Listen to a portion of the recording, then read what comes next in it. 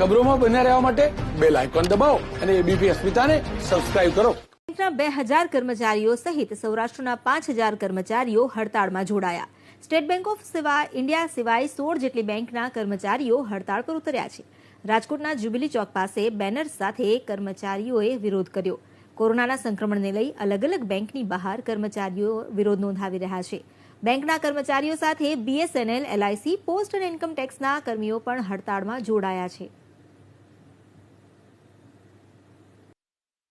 અમારો મુખ્ય વિરોધ છે સરકાર જે લેબર લોઝમાં મજદૂર વિરોધી કાયદાઓને એમેન્ડ કરવા જઈ રહી છે તેની સામે છે. જ્યાં સુધી બેંકના કર્મચારીઓનો સવાલ છે ત્યાં મોટા ભાગની બેંકોમાં તમે જોયું હશે કે ડૂબત લેણા એટલે કે અસ્કયામત મિલકતો જંગીપણે વધી રહી છે.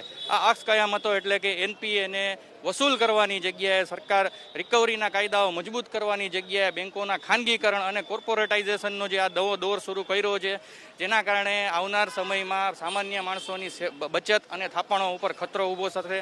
એટલે આ બેંકના ખાનગીકરણ અને કોર્પોરેટાઇઝેશનની સામે અમારો પ્રચંડ વિરોધ છે.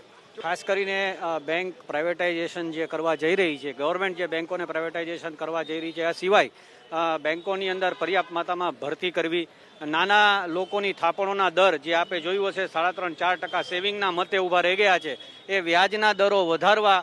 આજે જ્યારે એક સામાન્ય નાગરિક પોતાના વ્યાજના બેંકની ડિપોઝિટના વ્યાજના દોરે જીવતું હોય છે ત્યારે આજે જે ડિપોઝિટ છે એના રેટ છે એટલા બધા ઓછા થઈ ગયા છે કે એમાંથી એમનું ગુરબજર કરવું બહુ અઘરું થઈ પડ્યું છે. એટલે અમારી એ પણ માંગણી છે કે આ ડિપોઝિટના રેટ છે એ વધવા જોઈએ.